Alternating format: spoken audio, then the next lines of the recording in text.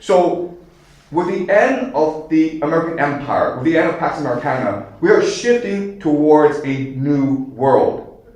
And this new world, some will survive, most will not. Okay? And this is true throughout history, where when the empire declines and the world order is shifting, where there's a paradigm shift, people are forced to make a hard choice of either adapt or die. All right? So let me show you how the world needs to change if it is to survive. Basically, what has to happen is we have to move from an emphasis on efficiency to resilience. Okay? That is the main goal in the future. Today, it's really about how to make things as cheap as possible and get it to as many people as quickly as possible to make as much money as possible. Okay? The idea of efficiency. Generating as much profit as possible. The idea of resilience is to appreciate that there will be a series of crises, and what you need to do is focus on adapting and surviving these crises, okay? So for a nation, for a community to survive in the future, there has to be three major changes. And if you're able to make these three major changes, you will survive. If you do not make these changes, you will be eliminated, okay? It will be survival of the fittest. All right, so the first thing you need to do is move from materialism to spirituality. Right now, the entire world, these nation states, have convinced their population what matters is your material well-being. If you are driving a car, if you have a house, if you have enough food to eat, then you should shut up and obey, because we're doing a good job. Okay? But in the future, governments can't do that because there are not enough resources to go around. Therefore, the government has to make you believe that what matters is your happiness, your well-being, your spirituality. And that usually means a renewed focus on religion. Okay? That's the first thing. Second thing is to move from a system of individuality to community and family.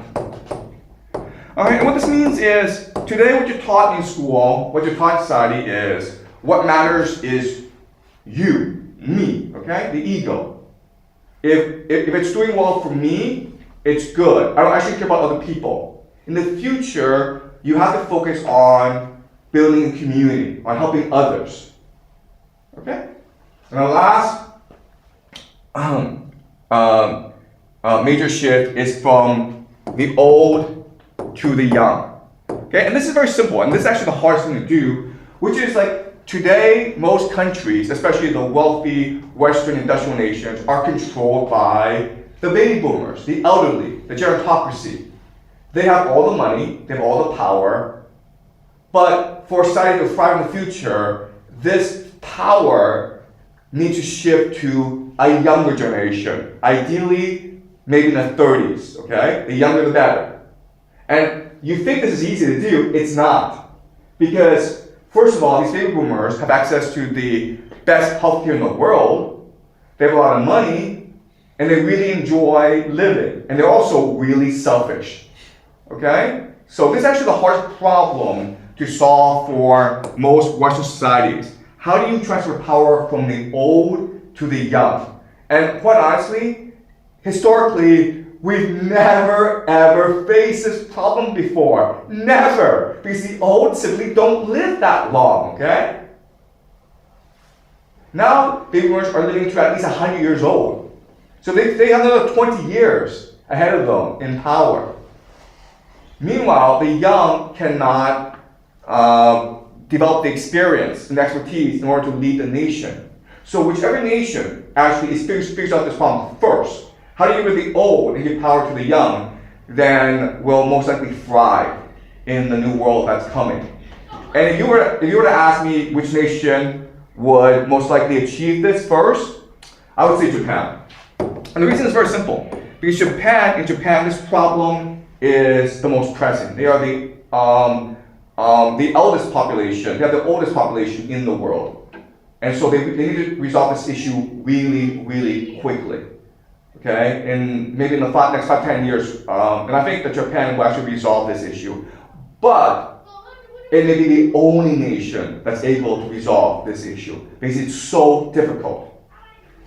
You love your grandparents. Do you want to see your grandparents die? Of course not. Okay, you're going against human biological nature. All right. So that's the main argument I want to make you today. Okay. So what we're going to do now is we're going to look at how the world is going to transform because of what's happening in the Strait of Hormuz, because of this war in Iran. Okay, all right. So basically, we're in a new world because our world today is built entirely on access to cheap petroleum products, cheap energy, right? Why are you allowed to be in school learning from me rather than the fields farming? Because of energy, right? Because of oil from the Middle East. Your computer is based on what? Petroleum. This camera that's filming me is based on what? Petroleum. This pen, petroleum. This clothing, petroleum. The medicine you eat, petroleum. The food that you eat comes from fertilizers, which is based also on petroleum. So basically, everything in this room, everything in the world is based on cheap petroleum. The entire global economy, the main foundation is cheap petroleum. So what happens in a world where petroleum is already cheap? Well, now you need a massive rebalancing in the world, okay? The other thing about the world is, this is the GCC countries, okay? The Middle East countries. And as you can see, this is really important to see is, around the year 2005, they started to have massive account surplus, meaning they were selling so much oil, they couldn't really spend all their money. Do you guys know why? Why was this happening? What happened in 2005, 2004 that made these countries extremely wealthy? All right, China, okay? Think about it. What's China doing? Well, China in the 80s and 90s was putting factories, right? But then China itself developed this account surplus, so now China wants to develop its industrial base, right? And how do you do that? By importing oil from the GCC, right? And that's why we have these skyscrapers, these malls, these roads, okay? Because China was able to import all this cheap oil from the GCC. And then the GCC would take this money, okay? And then invest it back into the American stock market. But not just that, but they would invest it in Africa. They would invest in infrastructure. So for the longest time, the Chinese economy and the GCC are the two main pillars of the entire global economy. Okay? And what this means is that if the GCC no longer is able to export oil, this is going to have a major impact on China. And together, the two are going to have a major impact on the global economy. Okay? Basically, the global economy is dead. All right. Okay, another thing that you may not be aware of is today, flying around the world, it's very, very simple to do. You get if you want it, what we can do now is get our mobiles out, go to the website, and look at where we're going to fly to, and then book that flight for tonight.